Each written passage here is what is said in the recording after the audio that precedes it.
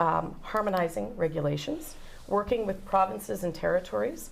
The federal government will strive to harmonize regulations, making it easier for businesses to operate nationwide, particularly in sectors like agriculture and transportation, by simplifying licensing requirements and removing restrictions on the transport of goods.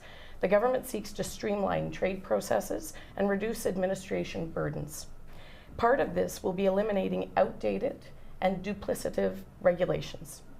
We will remove interprovincial trade barriers by facilitating the free movement of goods across Canada, which the Prime Minister said will happen by July the 1st.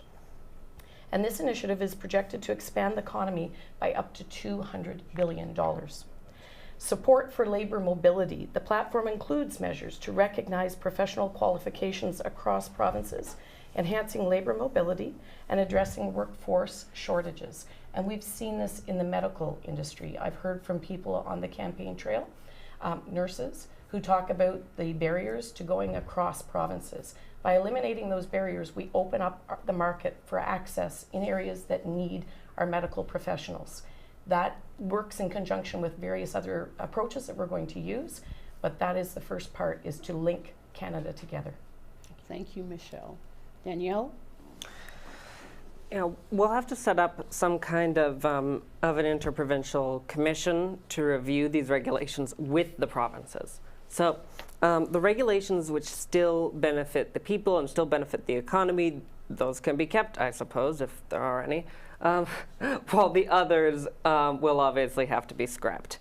And above all, we want to make sure that these regulations are harmonized across the provinces, so that whether you're doing business in Western Canada or in Ontario, Quebec, the Maritimes, you know what you're getting.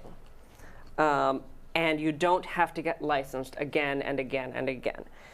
Fortunately, we are seeing a real push from the premiers to eliminate interprovincial trade barriers.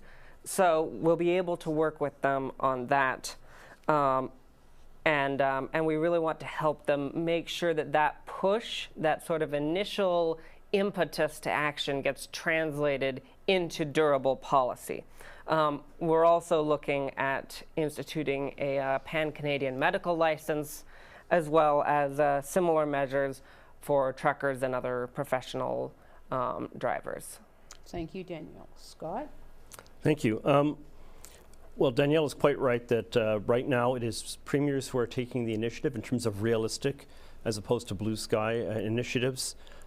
We see that in February, Premier Houston of Nova Scotia initiated a policy, legislation actually, to reciprocate. In any case where another province removes a barrier to Nova Scotia, it will automatically be incorporated into Nova Scotia law to remove the reciprocal barrier. That's very impressive. A similar idea was suggested back in 2006 and actually implemented between British Columbia and Alberta, called the Trade Investment and Labour Mobility Agreement, or TILMA, and something called the New West Partnership Agreement between all 4 Western provinces was initiated in 2010. These have all been good initiatives. They have not gone far enough, and it's encouraging to see them take place. But the federal government has been a remarkable laggard, including through the entire 10 years the Liberals were in power. I'll just point out that it's one thing to say you're going to do all these great things, as Michelle has suggested. You have to actually incentivize the provinces because they are the source of these trade barriers. And so one option, which Pierre Poilievre is suggesting, is that any economic benefits in terms of tax revenues from a reduction in trade barriers will be refunded right back to the provincial government in order to incentivize them to move more rapidly. Thank you, Scott. Danielle, question 4 is you're up first.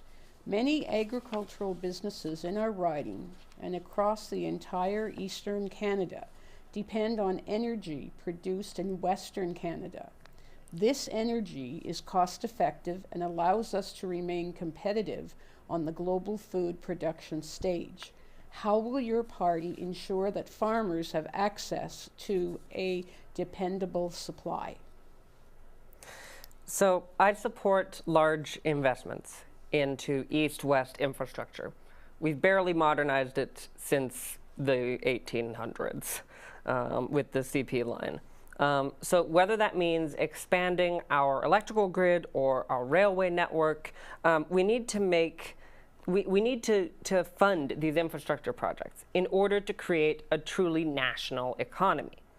And there's a lot that Western Canada produces that we need here, and vice versa. And that ranges from energy to electricity to rare earth metals to uranium. I'm of the wing of the NDP which supports nuclear power, to potash. The problem is we neglected our east-west infrastructure and manufacturing.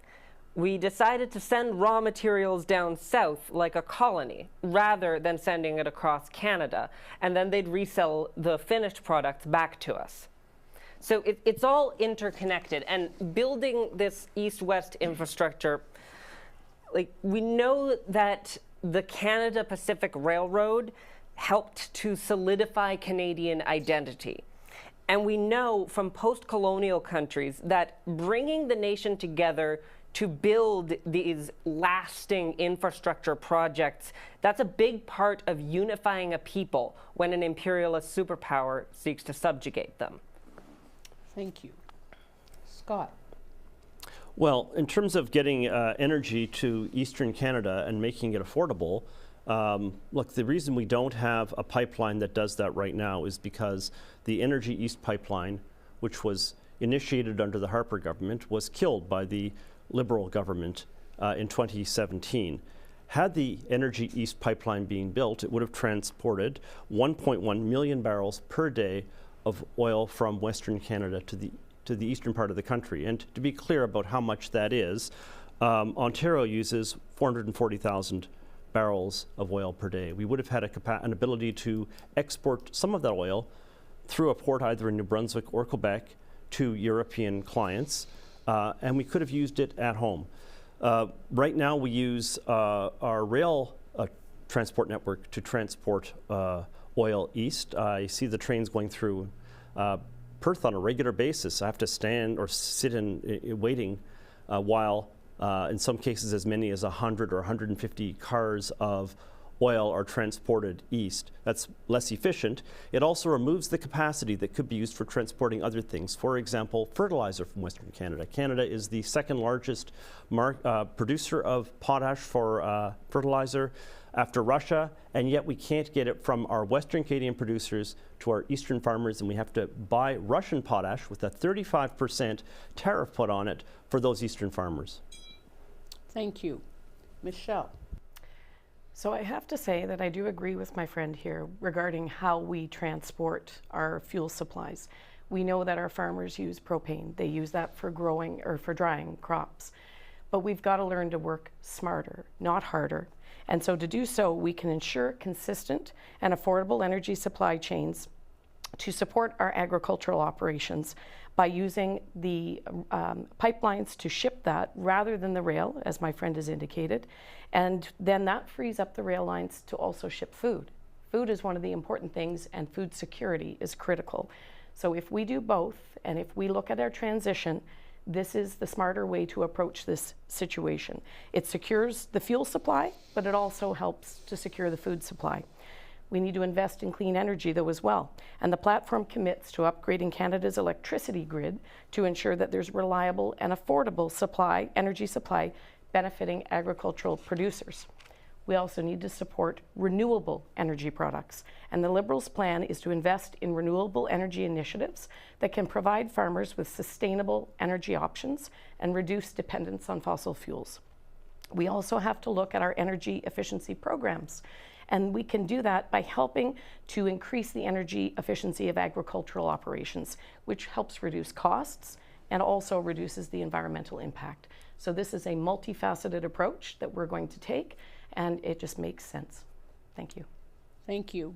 Scott, the next question is you, number 5. Will your party promise to voters to remove the carbon tax permanently and not use hidden means to activate this tax? We start with you, Scott. So the short answer is yes, my party will promise to make sure the carbon tax really is dead and gone and not coming back. This has been a cornerstone of Pierre Poilievre's leadership, is his fight to make sure the carbon tax is removed. And he's done an amazing job. He was the person who drove a situation in which the carbon tax was described as the tax of the future, the way it had to go, to one that was finally, in this election, removed by the current Prime Minister. Now, I said earlier that I think he's going to bring it back. I'll tell you why. First of all, the legislation allows him to bring it back. Secondly, Mark Carney has made over $100 billion in additional spending promises. He has indicated that he is not going to allow us to start producing more hydrocarbon exports, which could finance that. So how's he going to get it? It's got to be through taxes. He's got to go back to the carbon tax and other tax sources. There is no way out of it when you promise that kind of spending. I just should note as well that the law will allow the tax to go up to as much as 61 cents a litre by the year 2030. Until we hear a promise from Mark Carney that he is not going to do that, we should not believe that he is not going to do that. Thank you, Scott. Michelle? Well, first of all, there is most definitely a way that we can do that, and it's called improving our economy. When our economy works, more money comes in, and we're able to do the things we need to do. And I want to push back for just a minute. The carbon price, the revenue from that never went into the general coffers. It was set aside, and the money was used to give back to those who could least afford to transition. So there is no loss. I've heard this on the campaign trail, well, they've got to replace it somehow. That's not how that system worked. It did not go into general revenue, and there is no need to replace it. What we can do instead is make sure that the people who are, or the companies that are causing the majority of the emissions, are subject to it. The legislation that's in place, and the reason why it's still there, and my friend knows that, is because it deals with not only the consumer carbon price, but also the industrial carbon price. To remove it would let the industrial emitters off the hook, and that's not what we want to do. We want to make sure that those who have the resources and the ability to bring emissions down, to bend our emission curve, that they do that, and there's incentives to do it. We need to invest in green technology as well. Savings from the adjusted carbon pricing system will then be redirected to support green technology development and adoption, fostering a sustainable economy. This is about growing the green economy. Mark Carney has said that we can be the world's leading edge in a green economy. We just have to have the will to do it, and the Liberals have the will. Thank you. Thank you, Michelle. Danielle? Could you restate the question for a moment? Will your party promise to voters to remove the carbon tax permanently and not use hidden means to activate this tax? No. The carbon tax is gone, the consumer carbon tax, but the industrial carbon tax is still in the NDP platform. Someone has to pay for either climate action or for climate inaction. And I say, why not the large polluters who caused the crisis in the first place? Because right now, with more and more ticks, wildfires, and tornadoes here in the Ottawa Valley and Ontario as a whole, we are paying for it. The carbon tax was supposed to be one part of an ambitious climate action plan that got stalled by half measures and then put on the back burner due to COVID-19. But right now, in this moment with the trade war, we have to reorient our economy either way. We have to reinvent our economy in order to get out of America's clutches. The NDP plan is to reorient that economy, first of all, to benefit the working class. We're going to bring in good unionized jobs as part of our green energy transition plan. And second of all, to finally pull our weight in the global fight against climate change. And I am proud of that. Thank you. Question number 6. This will be you, Michelle. It is estimated that every day in Ontario, 319 acres of farmland are lost to urban sprawl and development, with most political party platforms promising more housing. How does your party plan to balance the need of development in urban communities and also protect land used for food production? Thank you. The Liberal Party acknowledges the importance of preserving farmland while addressing our housing needs, first and foremost. Part of the plan is to utilize public lands So the government aims to act as a developer to build affordable housing at scale, including on public lands, reducing the need to convert farmland for housing purposes. We will also promote urban densification. So by incentivizing higher density housing developments, the Liberals seek to minimize urban sprawl and protect agricultural lands from being repurposed. This includes investing in municipal infrastructure, which we have been doing since 2015. And in this riding, we've invested over $22 million in municipal infrastructure, which does assist with that housing requirement. We also need to incentivize using land as farmland. So while going around the riding, I have been heard that it is difficult for small and medium-sized farms to acquire land. It's more profitable to sell to a subdivider, and we need to change that. So let's change it and give tax incentives for those who lease or sell to farmers. We can also assist by making it less costly to transfer family farms to the next generation. If you protect the farmers, you protect the farmland. And that message was sent to the government in 2023 when I put forth the push to increase the lifetime capital gains exemption limit, and it was heard and implemented in the budget in 2024. That helps farmers. Thank you. Thank you, Michelle. Danielle. So the NDP aims to build public rent-controlled housing on public lands, not on your farm. And when we work with community-based nonprofit housing organizations, they don't have the same incentive to squeeze as much profit out of the process as possible. And they actually consult with local community-based organizations on where to put these apartment buildings or other housing units. Where exactly to put new housing is ultimately a matter for the municipalities and an issue for the Ontario Land Tribunal. But our program has inbuilt safeguards against excessive development, against sprawl. And there was a word in that question there, urban sprawl, which really underlines what I'm talking about. Sprawling subdivisions of single family housing is really quite profitable, but it barely helps with the housing crisis at all, and it sprawls out onto agricultural land. There's a clear incentive there if we're working with large commercial landlords for them to do that. But when we take profit out of the equation, we stop contributing to urban sprawl. Thank you, Danielle. Scott.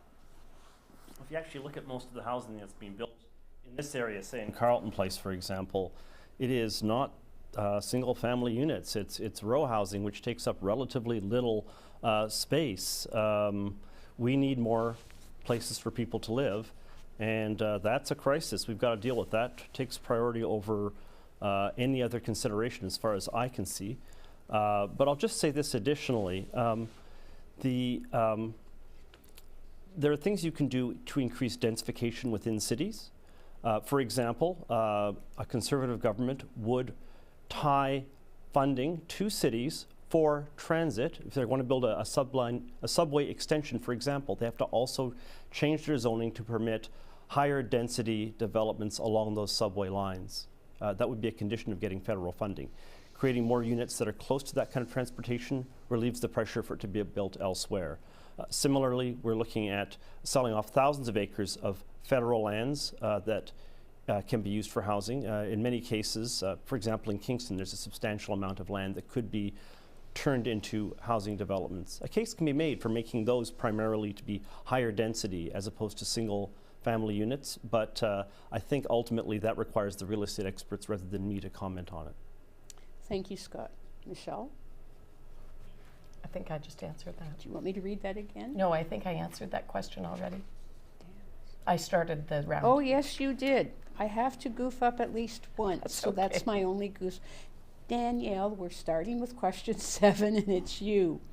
Will you support strong agriculture business risk management programs that will help farmers deal with challenges and losses caused by factors beyond their control, like severe weather or tariffs, for example? Yes. we know that adopting strategies to manage risks from such uncertainties is a good idea, especially as climate change makes severe weather events more and more common. I mean, during this election cycle, we had a flash freeze, like on my family's plot, and our garden was devastated by it. So anyways, these risk management programs, they're funded by individual farmers and by the government. And that's the exact kind of cooperation between government and local communities that the NDP is all about. And that this campaign has been all about. Not speaking for the people, but amplifying their voices. I'm sorry, I thought it was going to be 1 minute. Do you want me to read it again or just continue on with Scott? Yeah. Scott. Well, thank you. Yeah, so we are in the process as a country of facing an expiration on our current suite of business risk programs in 2028. The Canadian Agricultural Partnership expires in 2028. So there's a need to start the process of renegotiating that and making sure that it is kept up to date with the needs of Canadian farmers. This is a program that has a 60-40 funding model, federal, provincial. So the idea that Ottawa can unilaterally dictate what's going to happen here is unrealistic. You can sometimes try to dictate through the federal spending power. You know, we're going to give you money, and then you will go out and do what we say. But not when you've got a 60-40 formula. You have to work with the provinces. So that's one thing to say. The second thing to say here is the biggest business risk that farms face right now is trade-related risk. There's what can happen to our export products. That's a very severe risk. We do have to worry about that. But equally importantly, perhaps more importantly, is the fact that when we impose Canadian tariffs on products from elsewhere, this right now means the United States, we are creating a situation in which the importer of that product, the farm, has to pay. If you take a John Deere tractor and you put a tariff on it, a tractor that might have cost $1 million is now $250,000 more expensive. That might be the farmer who pays that, it might be the equipment dealer. It is not John Deere, and that's very, very costly to us. Thank you, Scott. Michelle? So the short answer is absolutely. We support making sure that we have strong business risk management programs. The Agri-Stability Program right now, we will make permanent the doubling of revenue protection under that program from $3 million to $6 million per farm, providing a stronger safety net against income losses due to factors like tariffs or extreme weather. The Agriculture Clean Technology Program, there'll be an additional $30 million investment to help farmers purchase efficient and sustainable equipment, mitigating risks associated with climate change and market volatility. We will support market access, so there's an extra $30 million allocated to the Agra Marketing Program to assist farmers in accessing new markets, reducing dependency on any single market, and spreading risk. The bottom line is that, and I've heard this as I've went around the riding and talked to our farmers, they do feel the impacts, not only of the tariffs, but of the weather events. And it's not like any other business or industry. There's a lot of unpredictability, and we know. My husband ran a fish farm for years. His family ran a dairy farm for years and now raise beef cattle.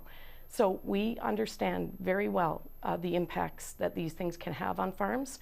The most important thing we can do as Canadians is to support that industry by ensuring that there are those strong programs for them. And I will fight to make sure our voice is heard in Ottawa. Thank you. Thank you, Michelle. Scott, number 8. In order to secure a domestic food supply, we need to increase the capacity of ag businesses from abattoirs to canning facilities. How can the next government improve the capacity of our food production from the farm to the consumer? So there's two kinds of abattoir. There's federally licensed abattoirs, there's provincially licensed abattoirs. The provincial ones are smaller. The quality of the inspection is fine, but they can't get across provincial boundaries or international boundaries. So if it's slaughtered here in a provincially regulated facility, it's going to have to be sold in Ontario. And that's due entirely to at least at the domestic level, that's due entirely to interprovincial trade barriers. There's an easy way around this, right? More federally licensed abattoirs. But there are, in fact, an ever-decreasing number of federally licensed abattoirs. There are right now only 6 federally licensed or inspected plants in Ontario for poultry, 3 for hogs. That's down from 5 in 2015 when the Liberals took power. There are only 4 for cattle in Ontario, down from 6 in 2015. And the issue here is the absolute overconcentration of federally inspected capacity on a few giant facilities that are run by 2 companies, Cargill and JBS. Those are both foreign-owned companies with multi-billion-dollar annual revenues. They do 95% of all federally inspected slaughter work. So you could increase that to only be a small percentage of the total amount, frankly, and you'd free up the ability to at least start passing interprovincial barriers and potentially across the international border as well. Thank you, Scott. Michelle. So as my friend has indicated, the interprovincial trade barriers can cause other concerns and issues that we may not be expecting. And this is one of the ways that our government will make sure to help that flow of supply. And the idea behind it is to reduce those barriers, as the Prime Minister has said. But we've also heard in the riding and in my travels, and I've been to the Joyceville abattoir that was shut down, that was closed, the company left. I've also seen the Quinn's Meats in the south part of the riding that unfortunately had a fire and burnt down. And the ability to try to replace those is extremely costly.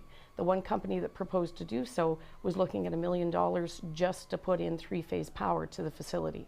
So our program, our plan is to put in more money to domestic food processing by establishing a new $200 million fund to build and expand food processing facilities, particularly in rural and remote areas, strengthening the domestic food supply chain, and that includes abattoirs. Investment in infrastructure, allocating funds to improve transportation and storage facilities so that we're not shipping it halfway across the country, ensuring efficient movement of agricultural products from farms to processing centers and markets. Public-private partnerships, encouraging collaborations between government and private entities to enhance food production capabilities and ensure food security. We have to support our farmers. Thank you, Michelle. Danielle? So with the United States ending routine food inspections, it's more important than ever for Canadians to have control of our own food processing supply chain. And this is for both economic and for health and sovereignty reasons. We'll work with industry and farmers to rebuild what can be rebuilt and to modernize what can be modernized. One thing which I heard of in Frontenac during the first all candidates meeting there was mobile abattoirs, and they were quite well liked by the farmers there. And we could bring those back, possibly with a form of cooperative ownership. This is where I think I differ from both of my colleagues here. We used to have tractor co-ops in the days of the CCF out in Saskatchewan. So partnering directly with farmers rather than a public-private partnership with industry. These methods they build community wealth at every level. Because when we have fewer middlemen standing between the farmer and the market, these farmers are able to bring home more of the fruits of their own labor. Thank you, Danielle. Question number 9, we'll start with Michelle. 100% tariffs against Chinese EV cars have come at the cost of canola and hog producers. We need all farm sectors to be supported. What policies will you implement to encourage stable trading environments and access to diversified markets for Canadian agriculture? Thank you. And the EV situation with China is a concern that I have.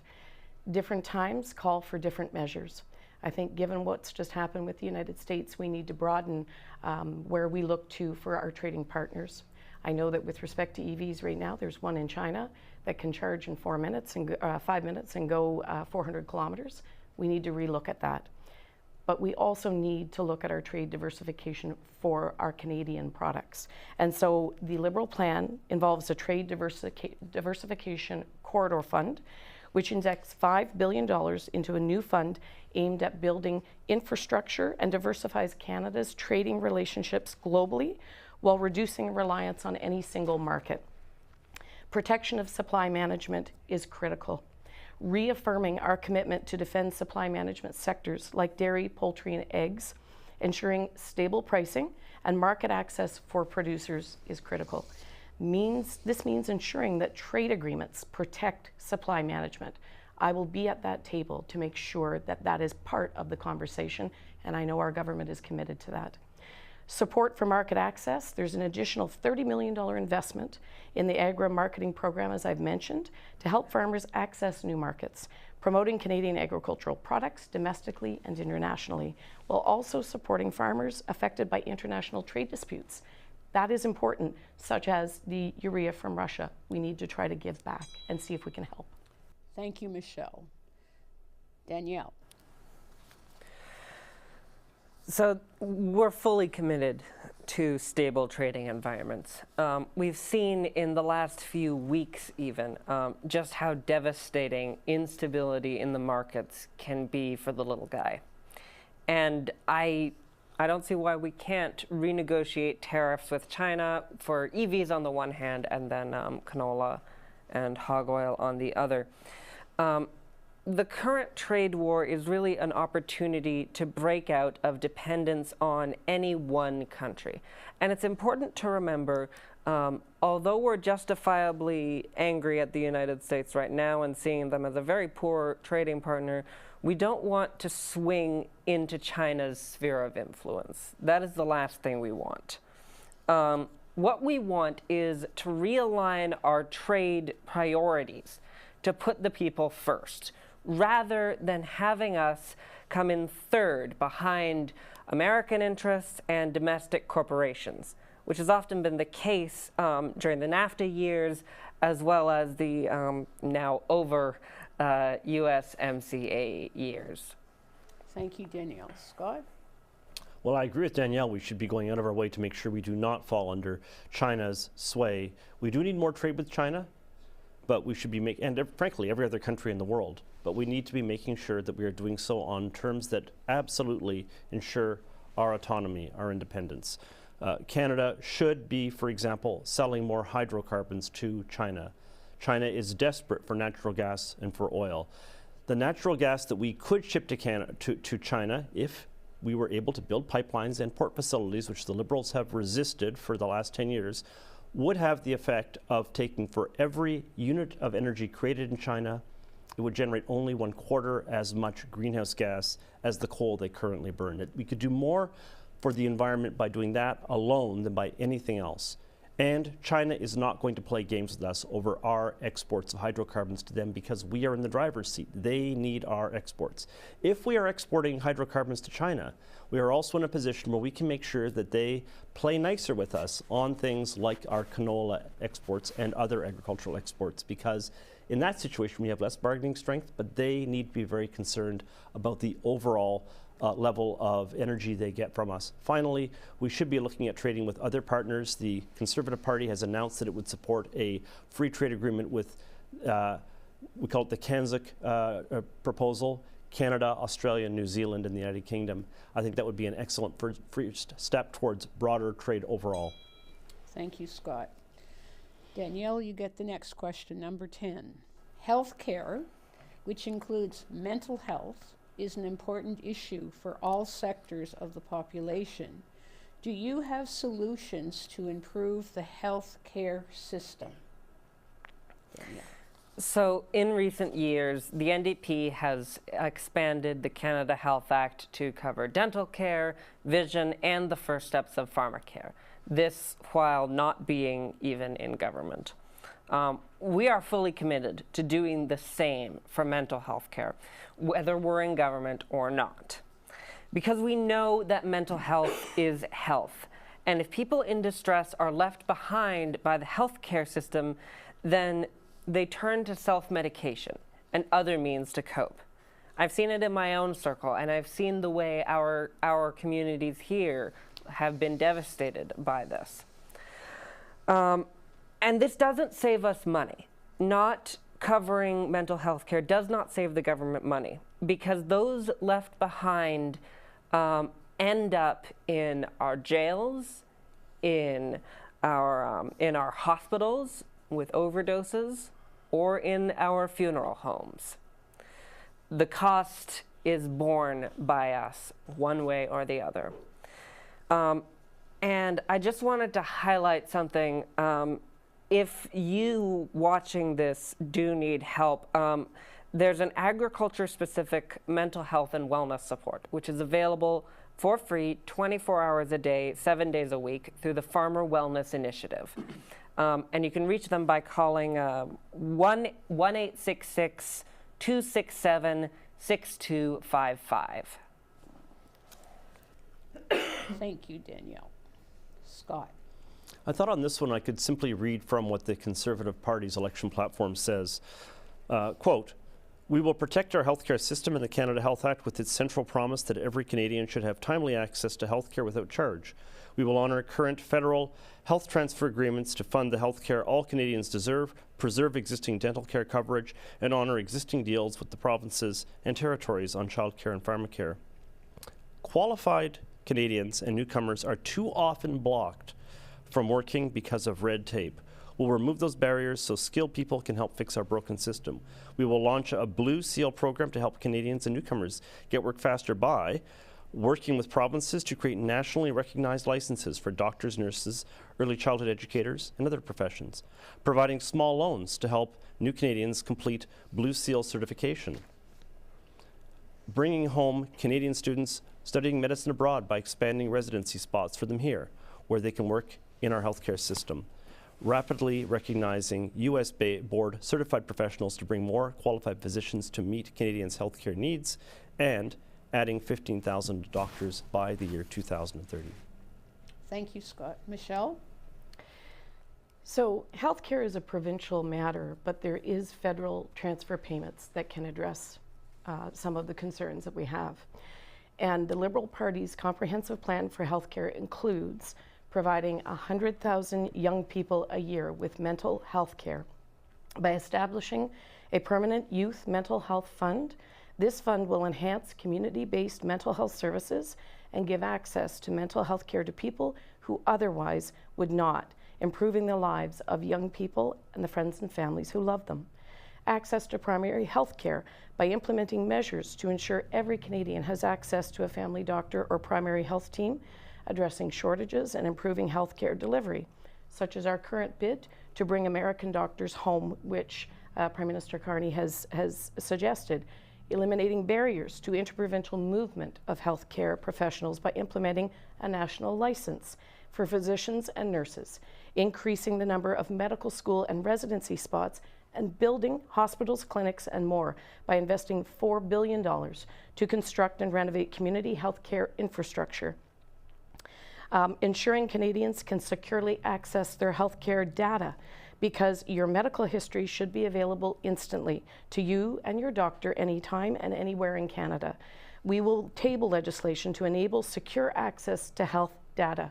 This is important. We need to know the metrics in real time so we can put the funds where they are needed. Thank you, Michelle. Scott, number 11 is for you. Nearly 60% of farmers have an income of $100,000 or less, and often require off-farm jobs to make ends meet. The total net loss they can deduct off their off-farm salaries is $17,500. How will your party correct this inequity of these restricted losses, or at the very least alleviate the financial pressures on small farms? So I guess the first thing to say is the 60% number is, I assume, taken for the province as a whole. In Lanark County, it would be 80% are 100,000 or less. Look, up to $32,000 in farm losses can be deducted from non-farm income, which is where you get the $17,500 from. Any additional loss is then considered a restricted farm loss and is not subject to, is unavailable for that deduction. So the purpose of this, as I understand it, was to make sure that we don't have hobby farmers getting in on this being used as a way of allowing you to set up a hobby farm you're not serious about, and then write off the losses that it racks up, and that would then become a subsidy to people who are not really serious about farming or aren't even really in farming for any purpose other than to allow themselves to get a write-off. But I think that policy goal can be met while at the same time raising the amount. At the very least, it could be adjusted, the amount could be adjusted upwards to reflect inflation. That hasn't happened. And I think a further review could be looked at for boosting up to a number that is safe and within the policy parameters that justify the original number, but that more accurately reflect what inflation has done to income levels. Thank you, Scott. Michelle? So just to clarify the point, which I think my friend has done, but I just want to confirm it, that if farming is not an individual's main source of income, then their ability to deduct certain deductions is restricted to the amount that was indicated in the question. That is not the case if farming is their main source of income. But the real key here is about alleviating the financial pressures on farms. The Liberal platform includes the Canadian Agriculture Loans Act program expansion, which takes the loan guarantee limit under the program and doubles it from $500,000 to $1 million with extended repayment terms of 5 to 10 years. That takes pressure off, but it allows farmers to invest in their operations and to expand them. It assists farmers in acquiring land, for instance, for their operations.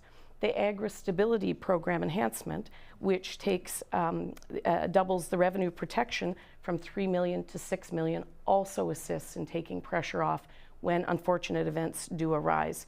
And then the Clean Technology Program, which is a top-up, an additional $30 million will be allocated to assist farmers in purchasing efficient and sustainable equipment, promoting environmentally friendly farming practices. So again, these are all means that will help alleviate and take the pressure off of our farming communities.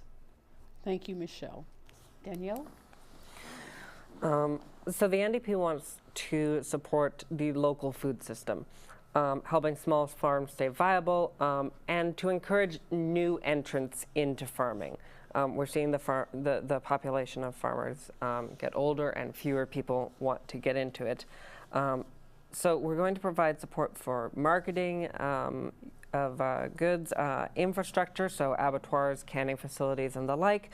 And then we're also going to promote green technology on farms, more sustainable equipment, renewable energy, providing retrofits and incentives to ensure the longevity of these heritage farms and to ensure that they remain viable into the future.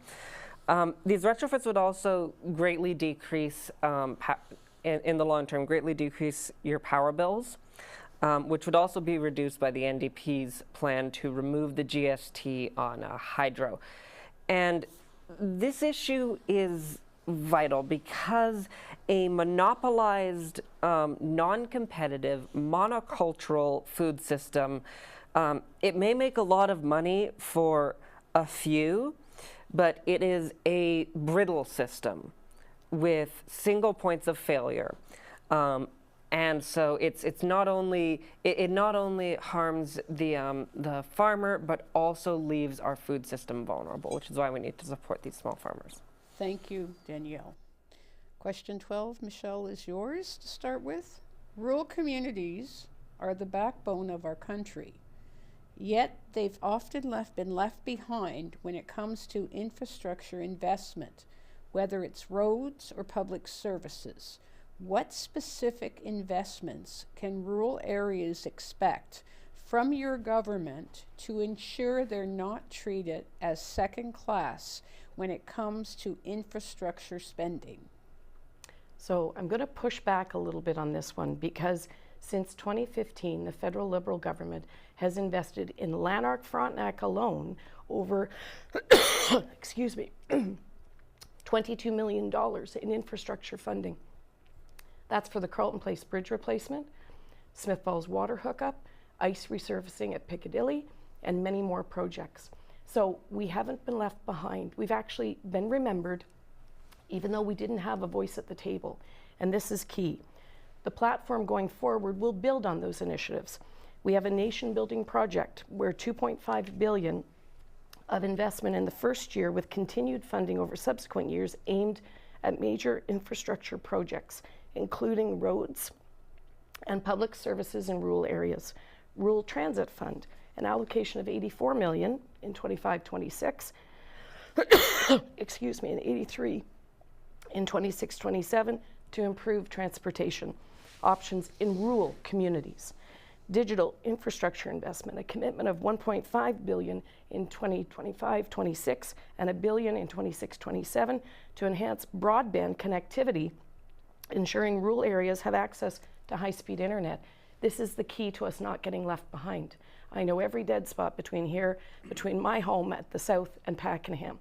We will put the money in, and I will make sure that there is a voice at the table to say how important these infrastructure projects are to our rural communities. Thank you, Michelle. Danielle. So investing in infrastructure in the short term will help keep people working and help minimize the economic downturn from the current trade war. It's a counter-cyclical boost, and it'll have a significant multiplier effect due to the current slack in our economy. In the longer term, investments in housing, in clean energy, in new infrastructure, and in Arctic infrastructure will also help with our longer-term recovery.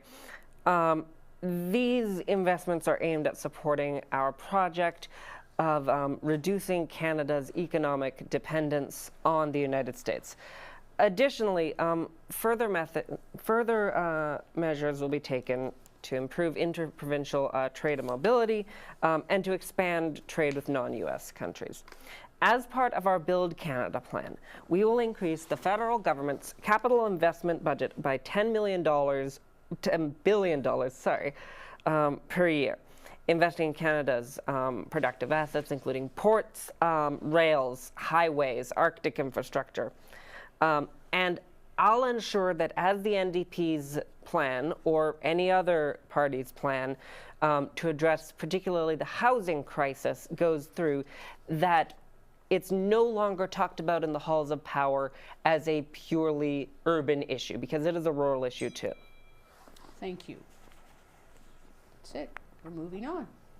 Oh, no, I haven't gone yet. Oh, yes, I guess I should let you speak too, shouldn't I, Scott? Yes. Okay. Thank you. I just taken a break there for a minute. Please, Scott, can you answer the question too, please? I could. So the question refers to an area of provincial jurisdiction, which is roads. But I actually think the area where the federal government can have the biggest impact is that which is under federal jurisdiction, and that would be wireless service, internet, broadband, cell phone service, of course. And in this regard, I think the fundamental problem, the reason that Canada continues to have, rural Canada continues to have unsatisfactory service, has a lot to do with the way in which we auction off spectrum in Canada. It's regarded as being a revenue-raising process, and it's certainly true that it's federal government property.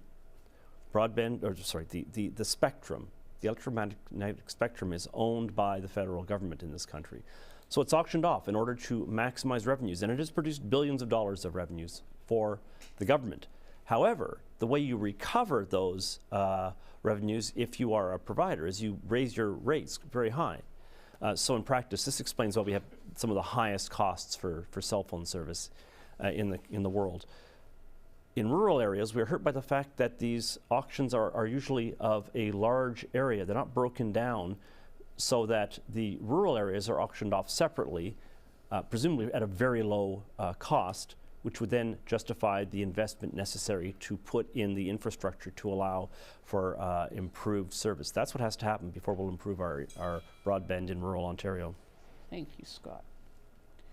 Moving on to question number 13, and Danielle, this is yours to start with.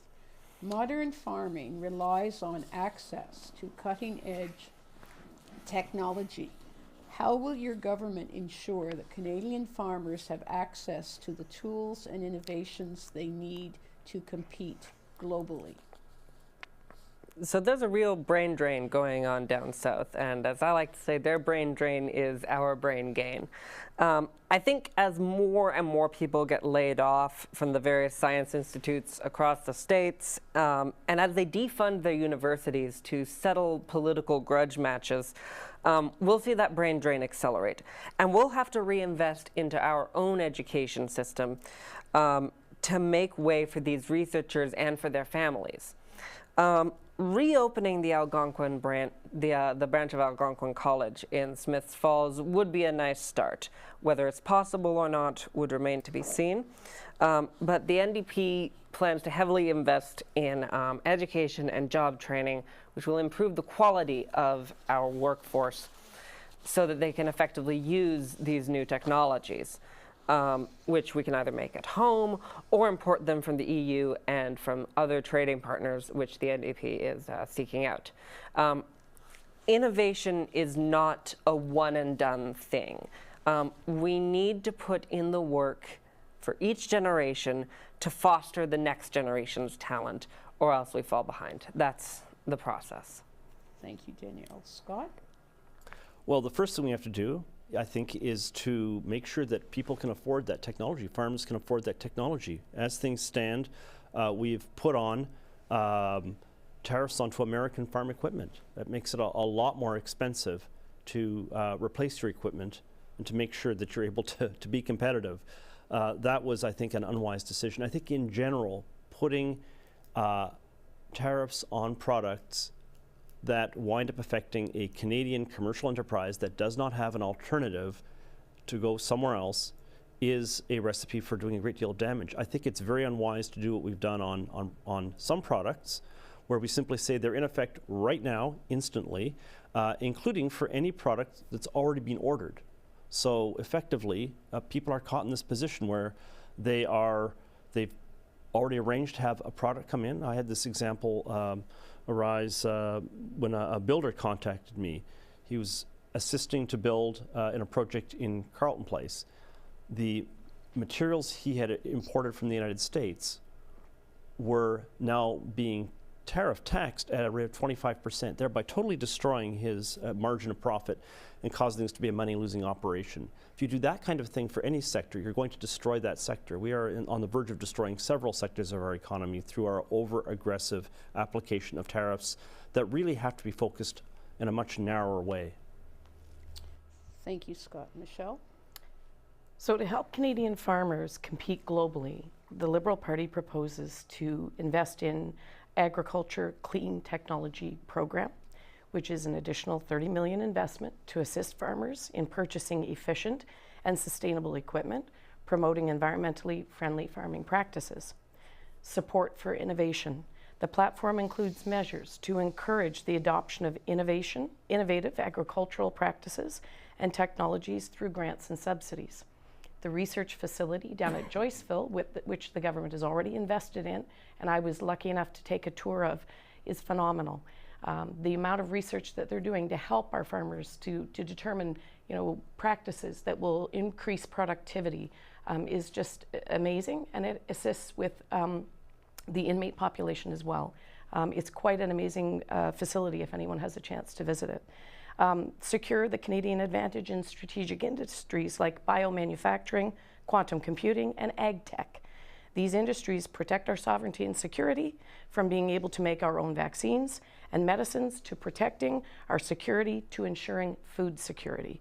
These industries will keep us sovereign, will set Canada up to lead in the economy of the future, and create high-paying jobs. This is about growing our economy as well and ensuring that the investments that we make go back to an economy that is productive and that works for us and for all all age groups in our economy. Thank you. Thank you, Michelle. Scott, the next question is for you. Many seniors are living on fixed income with old age security. With the current affordability crisis, we are seeing more seniors continue to work and lose a portion of their OAS. What is your government's plan to address this issue and support our seniors? Right, so the way that question is worded, with the current affordability crisis, we are seeing more seniors continue to work. I think that should be understood as, with the rise in the cost of living, we are seeing some seniors have to stay in the workforce. This almost certainly refers entirely to lower income seniors to start with, people who have not built up some kind of giant nest egg. And there's a fundamental problem they face. If you are someone who's working and your income, and you're a senior, and your income from your earnings amounts to $24,000 a year or more, you start being taxed back on the guaranteed income supplement. You're taxed back at a rate of 50 cents for every dollar earned. This is the level of income you'd be paying normally if you were under the age of 65 on $100,000 of income. So the solution proposed by the Conservative Party is to raise the level at which you will start paying the clawback from $24,000 to $34,000. Because that clawback is 50 cents in the dollar, and because we're talking about a $10,000 upward shift, the potential exists for an individual or couple to enjoy as much as $5,000 in additional after-tax income per year in certain cases. Thank you, Scott. Michelle. Thank you. So I do appreciate the makeup of our population in Lanark Frontenac. 10% of our population lives below the poverty line. 25% of residents in Smith Falls are considered low income, and many are seniors. And this is an important issue. Building on the prior commitments that have been made and programs that have been implemented, which include the 10% increase in the OAS and the indexing of OAS that the Liberal government has already done, as well as the Live Well at Home initiative that was put into place to ensure seniors could stay in their own homes and that the costs were reduced. The current platform looks at increasing the guaranteed income supplement by 5%, an increase of about $500 for a single person and $750 for couples starting at age 65, not age 67, which the former Conservative government had, and targeting low-income seniors to improve their financial security, to cut income taxes on the lowest tax bracket.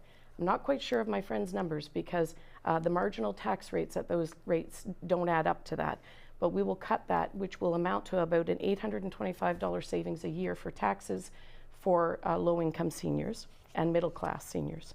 25% reduction in the minimum amount that has to be removed from the RIF, given the current market fluctuations, and also looking at our healthcare services, which help keep money in people's pockets. Thank you, Michelle. Danielle? So I think there's a couple things which go into this. First of all is the affordability crisis. Seniors, in addition to having to pay for the skyrocketing grocery costs, also many of them have to pay for medication.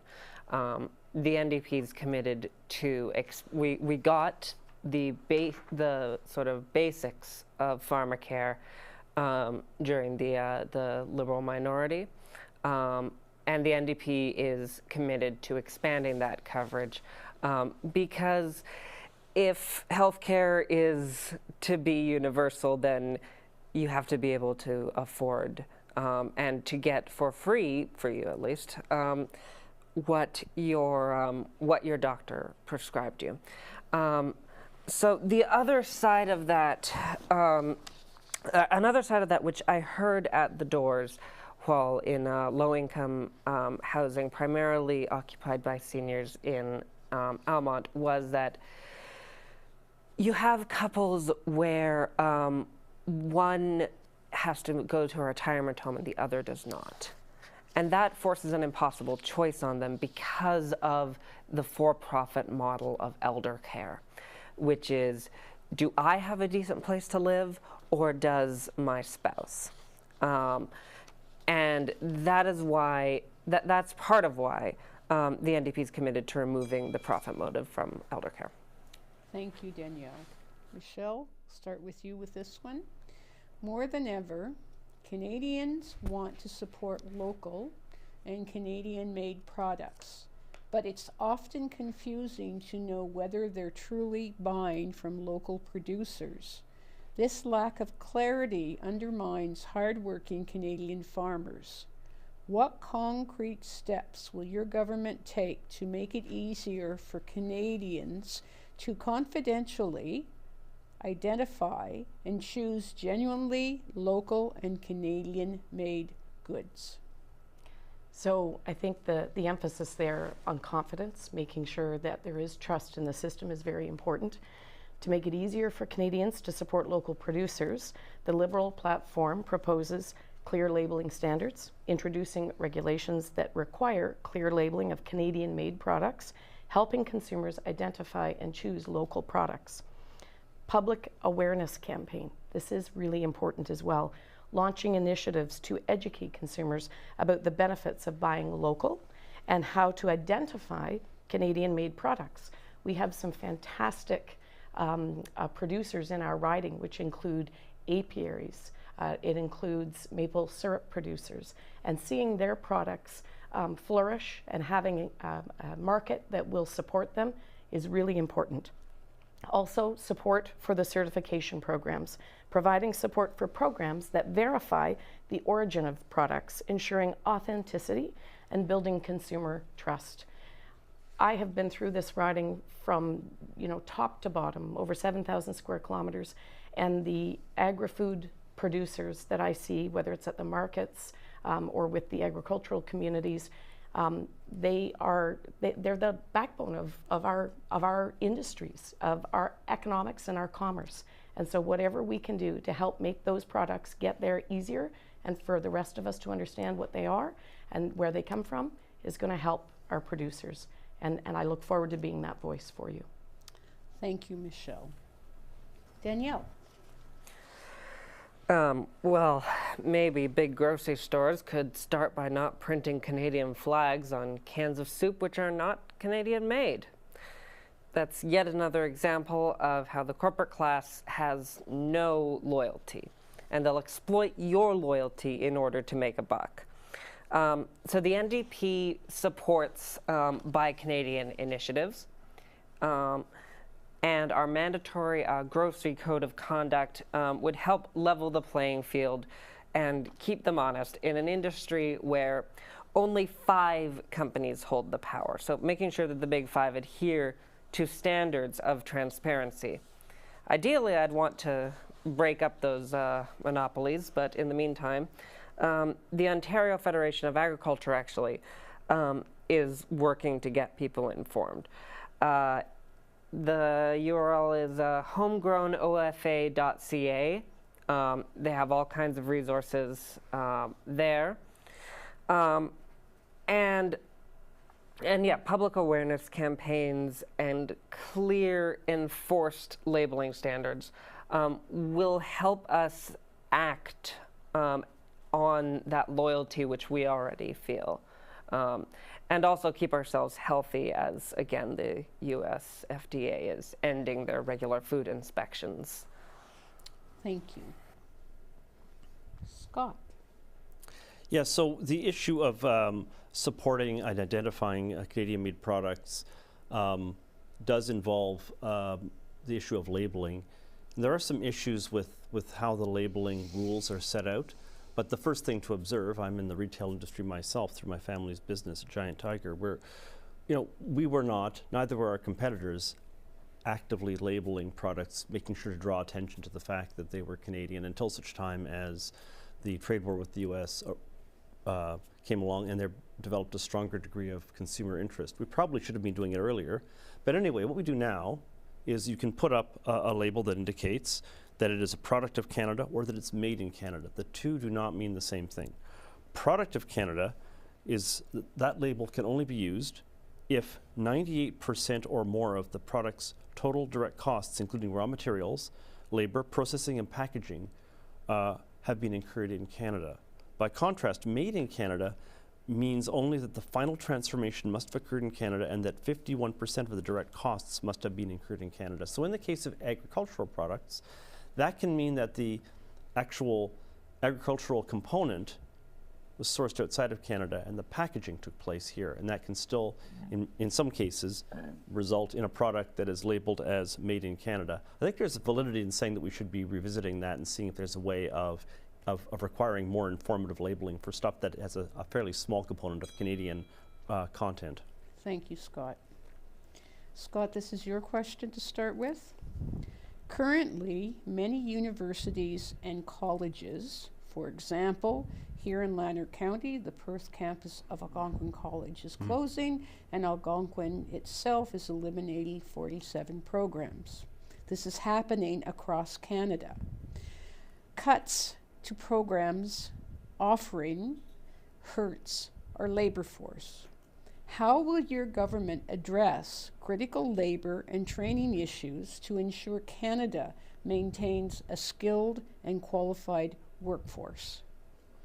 I think there are two things we can do fundamentally. The first is working on getting rid of interprovincial barriers. This is the area where these barriers are the strongest. It is very extraordinarily difficult to be licensed in more than one province, to cross between provinces. There's enormous restrictions on labor mobility in Canada, much more than in any other federation, much more than in the Americans, the Swiss, the Germans, the Australians, all of whom are federal systems, all of whom have found a way of making it possible to certify across provincial or state boundaries. So for example, in Australia, where I used to live, if you are in the state of New South Wales and you have a medical license and you want to start practicing in the state of Victoria, from the time you apply, they must review and give a reason why they're not granting that license within 30 days, or else you have the license to practice in the new state. That is a process that is infinitely longer and more difficult in Canada. We also want to make sure, the second point is we want to make sure that we can allow people who have been trained outside Canada to come in to this country. So recognizing US board certified professional credentials in Canada, we should expedite that process. There's no question that the American university system produces excellent professionals in a number of areas, including medical specialties, and we should be providing small loans to assist in individuals getting certification as well. Thank you, Scott. Michelle? So the Liberal Party recognizes the importance of a skilled and qualified workforce in Canada's economic prosperity and proposes the following initiatives. So a $15,000 upskilling and training benefit, a new benefit providing up to $15,000 for mid-career workers in priority sectors such as manufacturing, healthcare, construction, AI, and technology, so they can potentially upskill and move into the next area. An $8,000 apprenticeship training grant, an $8,000 grant for apprenticeship training in skilled trades, making trades education more accessible and affordable. $20 million investment in College Capital Fund, which is an investment of up to $20 million in college capital funds to enhance facilities and support apprenticeship training programs. Make no mistake, education is a provincial matter, and that's where it should be dealt with. However, we need to stand behind our trades, and we need to make sure that there is support there. When the Prime Minister came to Perth on this past Saturday, the first thing I talked to him about was the potential loss of Algonquin College. It makes no sense to have a housing program and then to get rid of the education program to train more people to build houses. And so a conversation with our provincial counterpart needs to happen. We need to come to the table. That's the type of leader I will be. I will facilitate discussions for various levels of government so that we can sit at the table and find ways to make this economy work for all citizens of Canada. Thank you. Thank you, Michelle. Danielle? As to the underlying issue, I would like to mention one name, Mike Harris.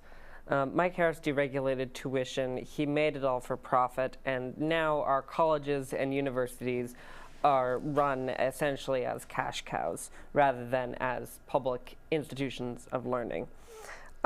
What I've seen at my own alma mater, U Ottawa, was that fewer and fewer academics had full-time contracts, meaning they had less ability to actually do research, and turnover was very high among the contract instructors. And why?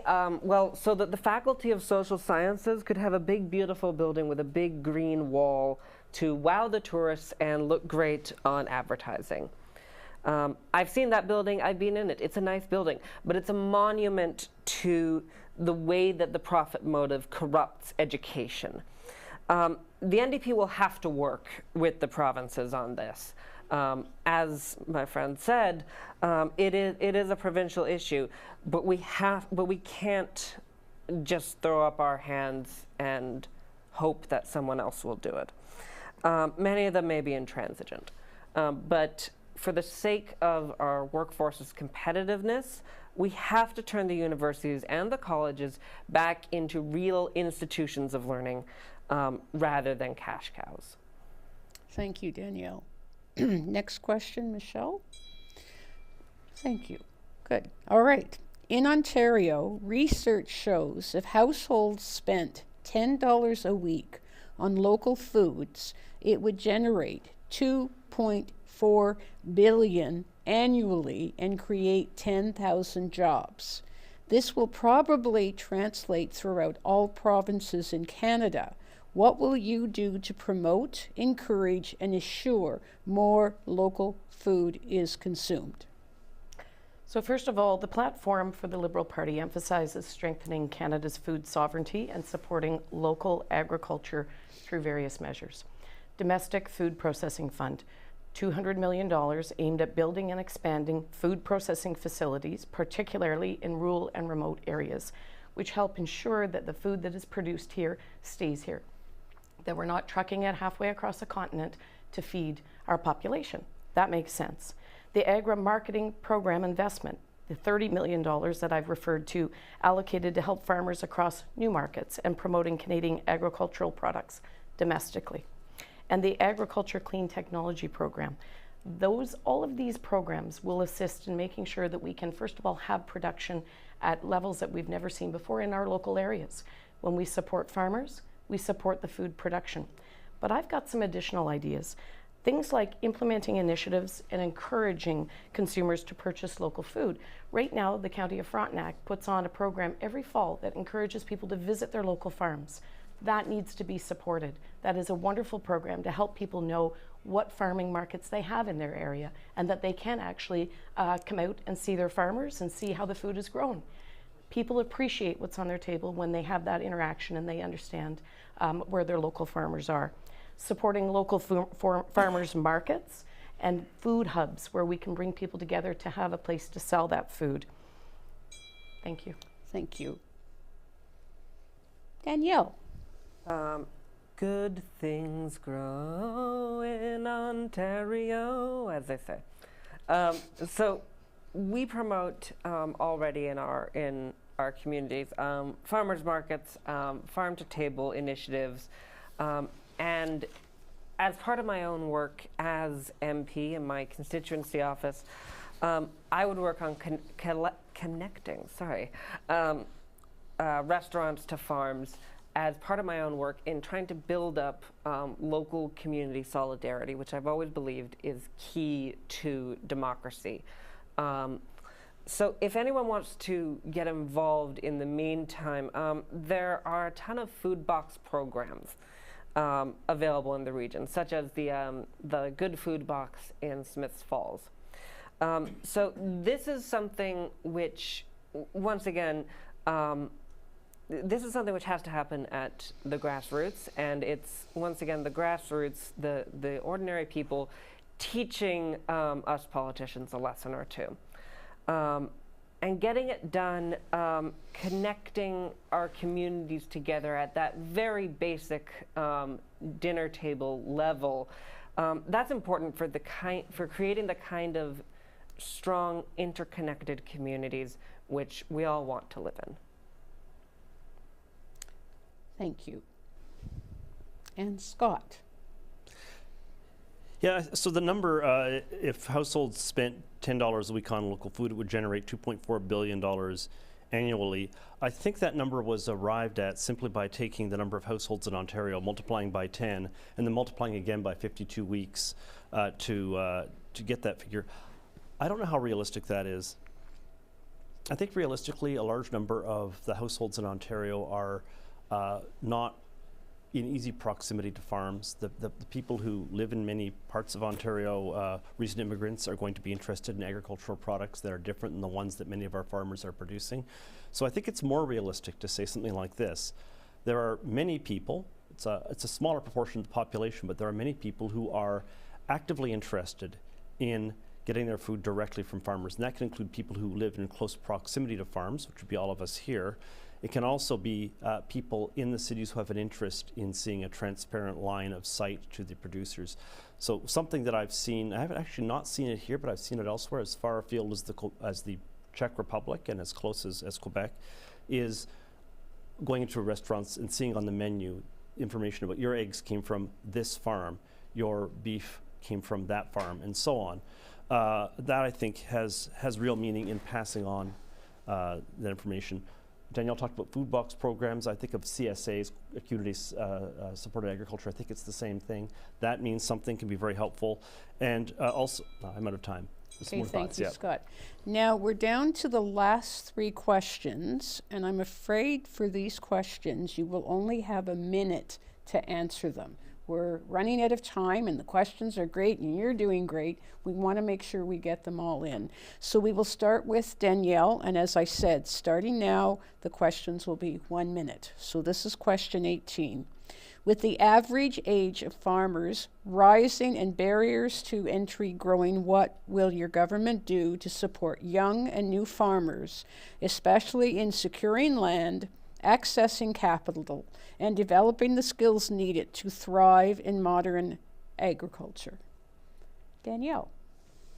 Well, we can just import some lesbians. No, but we just need to look at Saskatchewan, like what they did for their farmers and ranchers during the days of the CCF. And like there are agricultural programs that are already in place and are sponsored by the Government of Canada. I'm rushing through this, but we intend to build on those programs to ensure that any young person who's curious about agriculture, and there's more than you'd think. There's in my own circle, there's been quite a rural flight actually, moving from the big cities to further out communities. There we go. Has access to scholarships and grants in the agricultural studies sector. And we will allocate funds to modernize teaching equipment for universities and to provide on-site farm experience through the creation of a co-op program between the established farmers of Ontario and the future farmers of Canada to really get that knowledge transfer, which is so important in this industry. Thank you, Danielle. Scott. Some kinds of agriculture are just by their nature capital intensive, and it is hard to get into them if you're a bright-eyed young person who has limited resources at your disposal. A good example here is dairy, supply managed. If you want to get into dairy, you have to buy quota.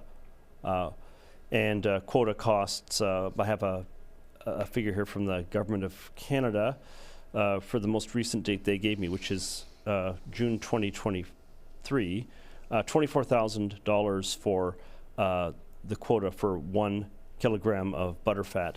Setting up a farm under those rules would cost you about $3 million just for quota. Then you have to get the land, the equipment, and so on. So I think for that kind of farm, you have to say we need to do the best we can to make sure there is smooth intergenerational transfer between those who own and their families. That would be the primary focus I'd have there. For smaller farms, organic farms, people who are going to be vending at farmers markets and so on, I think there it is easier. Thank you, Scott. Michelle? So certainly the enhanced loan guarantees are going to assist. That $1 million to provide funding for capital with the 5 to 10 year payment will make it profitable. And that's the key here. To have our kids go into this industry, we have to make sure that it is as profitable as possible. And we have to provide incentives for that. One idea that I heard as I went around the riding is, what if we allowed farming families who make the who farm for a certain number of years to receive the maximum CPP? So we're providing a bit of a retirement fund for them. The Agri-Stability Program expansion, the support for equipment modernization funds, Those all provide assistance for capital. But the other programs that really help are the dental care program, the pharmacare program, the child care program. So many of our farmers are women. You know, to provide supports to make this profitable by allowing them to have childcare is really important to this process. And I think it's important that we recognize how we're shifting and how the demographics are shifting in the farming communities. Thank you, Michelle. Scott, this one you'll start with, and 2 left. Many Canadian producers struggle to receive fair prices for their products, even as consumers pay more at the grocery store. What will your government do to ensure fair market access, transparency in pricing, and the support for farmers' economic well-being? So if you're a commodity producer, that is a very difficult question to answer. You are essentially selling a product for which there is no visibility with the final consumer. And I don't have a clever answer as to how you get a fair price. There are a number of mechanisms already in existence. For supply managed farmers, of course, it's the price that's set for their quota and the price that's set for their product as they sell it. If you are selling into the futures market, you can potentially help to set your prices that way. If you are selling a product where there's value added, where the individual who's the end purchaser can see value because it came from you and what you did to the product, then you have the potential to add in value. We can see this, for example, with maple syrup products, where the end user does put a value on that product. And we see it with some items that are not developed in Canada, but it makes the point. Wine, well, actually wine is from Canada, and also some other products like olive oil. Thank you, Scott. Michelle. So first of all, supply management helps with the fair markets access and the transparency. And our platform reaffirms our commitment to defend supply managed sectors like dairy, poultry, and eggs, ensuring stable pricing and market access for producers. We also need a right to repair legislation. So much of the farming community that works with farm equipment is required to provide and to buy parts from certain areas, and they don't have that flexibility, and that's costly. And so I think that will assist greatly. Eliminating predatory pricing practices. No more bread price fixing. This stuff isn't fair. It's not fair to our producers, and it's not fair to our consumers. These are some tangible ways that we can really make a difference and support our farming community, as well as the funds that I've already referenced: Domestic Food Processing Fund, Agri-Market Program investment, support for certification programs, again, to make sure that the labeling is clear. Thank you. Thank you, Michelle. Danielle. Well, maybe we can just make a deal right here with the 3 of us, you know, future MPs, Giant Tiger Chairman, all that jazz. Like, but no, seriously, fair market access, transparency in pricing, and support for farmers really should be a given. These people are the backbone of our communities here in Lanark Frontenac, and farmers should have a greater say in government if we're going to have a government of the people. I think that the bread price fixing that my friend just referenced was just the tip of the iceberg. Like the one place where we could prove that Loblaws was acting illegally, and the response was quite weak. Otherwise, the whole business model of the Big Five is to skirt as close to our monopoly regulations as possible. And I would take the fight to them and toughen our regulations so that producers and consumers get the prices that they deserve. Thank you, Danielle. Last question of the evening. Michelle, you're first. When a farm or agribusiness shuts down, it's not just an economic loss. It's a blow to the entire rural community. What specific policies will your government put in place to preserve and grow agri-based businesses across Canada? Thank you. This is critical. This is an industry that means the world to our country, and it's important that we have food security. If anything, what's happened south of the border has taught us the importance of that. We have a national school food program. We can work with the provinces and territories to prioritize the purchasing of Canadian food products as much as possible from our own Canadian farms. that supports our farmers, ensures Canadian kids have access to local, fresh grown food that's made right here in Canada and grown right here in our own country. Strengthening financial support mechanisms, as we've already discussed tonight. Protecting revenue stability, making sure that in those trade agreements we protect our supply managed sectors. That is one of the key components to making sure we stand up for our farming community. Making sure we give them the resources they need to be able to expand their productions, to have clean technology. There is so much we can be doing, and I want to be at the table to make sure they understand what rural Canada needs. Thank you. That was the last question. I want to thank the three of you. Oh, Danielle, I did it again. Now, I've done it to every single one of you, so what else can I say? It's Danielle, fair. go for it. It's all fair, you Yes, see? thank you. Yeah, so in terms of specifics, the fertilizer issue really stuck out for me. I'm going to be lobbying quite hard in Parliament to get us off our dependence in terms of fertilizer and make it so that, again, we have some of the largest reserves of potash and natural gas in the world. We even have fertilizer plants in Alberta. We just don't transport it across the country, and so we have to buy from the USA, who overcharges us, and Russia, who there's a tariff on them, and also they're Russia. And we don't want, and people in Frontenac have told me that they're struggling for that because of that. So in terms of transporting fertilizer and in terms of potentially even manufacturing it, refining it here, that would be a specific thing I would push for. Thank you. So, Scott, I know, I only made 2 mistakes. I'm not going to do it again. Scott, this All is right. your question. Predictable and reasonable taxation. Tariffs are a tax. So let's start with the tariff on fertilizer from Russia. Of course, Canada is the world's second largest fertilizer exporter, but we can't ship it east because of a policy that causes a lack of availability of our rail lines. So we import it from Russia. The purpose of putting the 25% tariff on the fertilizer from Russia was to cause us to move away from it. But that hasn't happened. We're still importing it. Vladimir Putin is making just as much money as he was before, but Canadian farmers are paying consistently 25% of that cost to the government as a tax. They're not getting it back. The government talked about changing that, but never did. So there's an easy one to eliminate. Look, carbon tax, it's off for the moment. It should stay off, absolutely. A predictable environment where you know what things are going to cost, what your cost of business are going to be, is the only way you can survive as a business. Thank you.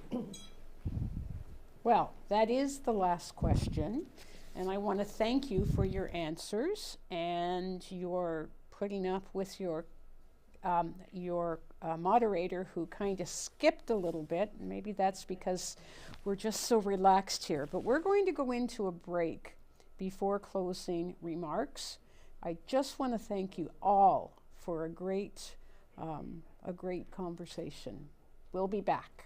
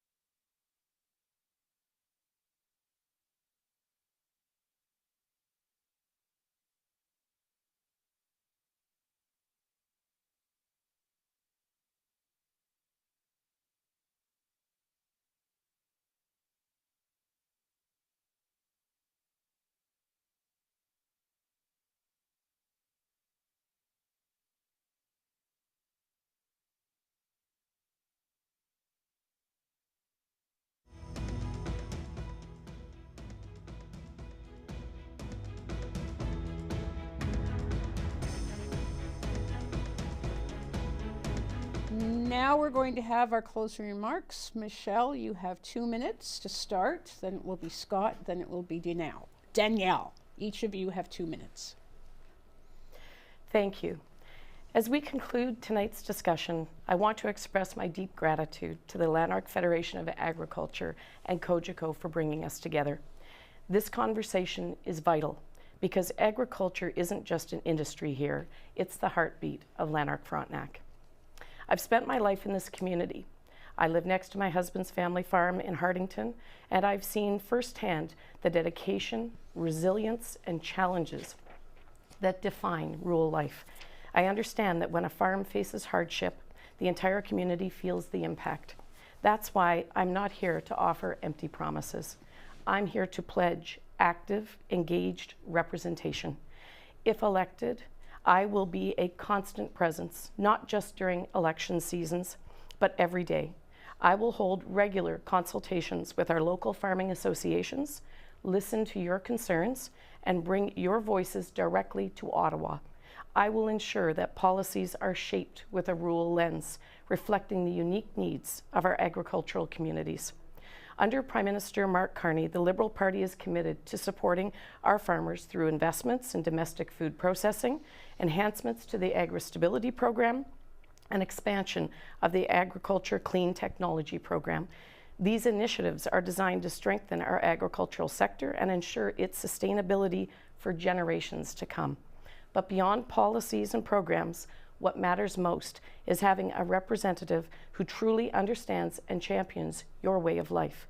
I am that person. I will work tirelessly to ensure that the voices of Lanark Frontenac's agricultural community are not only heard, but are instrumental in shaping our nation's future.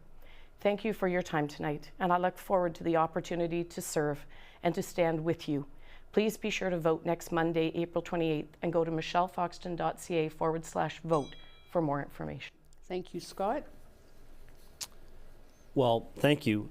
Farming has been at the center of life here in Lanark County from the very beginning of settlement in 1816. Almost immediately upon arriving here, families had to clear enough land to feed themselves and then eventually to produce a product for transport and sale to others. Our very first mills, the first thing they did was to saw timber and to mill grain. I live in a house in Perth on which on the front lawn there is the original millstone from, it's a mill owner's house, from the mill on the Tay River that ground the grain. So our history goes back that far. There are people, there are families here that have been farming since that early beginning in the same farms in the same place. We need to preserve those farms. They are, those multi-generational farms are the cornerstone of our sense of community history, and they are also an absolutely vital part of our economy. That continues to this day. We've expanded beyond those initial crops. We've gotten to becoming the dominant maple syrup producer in Ontario. Lanark is the maple syrup capital of Ontario. That's really important. And we're seeing new areas of agriculture develop. In particular, we're seeing as there's an increasing interest in organic agriculture and direct sales to end users. We're seeing the rise of farmers markets, CSAs, farm door sales. These are important. There are impediments, regulatory impediments in the way of some of those that ought to be moved out of the way to the extent possible in order to ensure that you can have more of that kind of value-added production. But look, if we take care of our farmers, then the same thing will be true that's been true for 2 centuries. Our farmers will take care of us. Thank you, and please remember to vote on the 28th of April. Thank you, Scott. Danielle. Oh, sorry. As my colleagues have said, farming really is, it goes all the way back, and it even goes back before the first settlements. Someone once described the natural world as tended to by the Indigenous peoples as a natural cathedral, and it was an active practice of land management that they were doing. And when I'm driving out in this riding in Lanark, seeing the exposed Canadian shield and the way the deciduous and coniferous trees blend together, I can hear the echoes of that natural cathedral.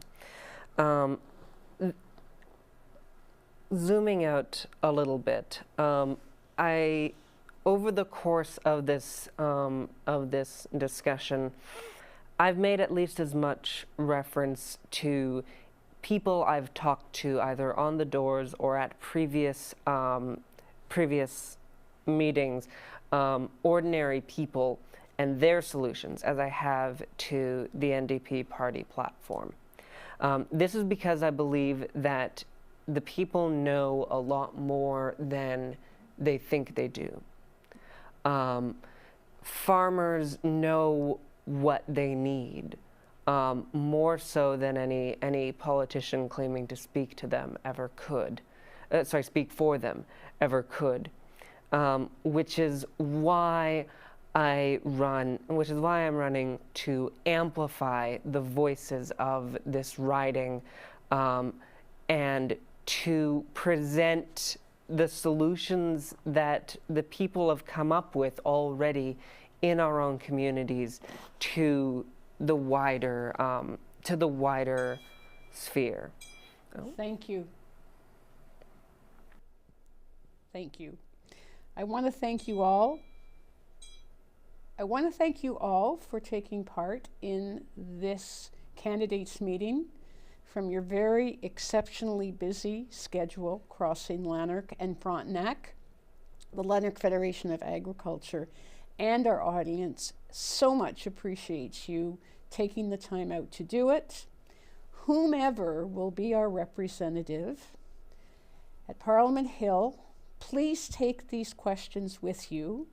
Don't forget who we are, because Lanark Frontenac is a very, very viable and beautiful area. And I know each of you are very happy and proud to represent us. So good night, thank you, and good luck.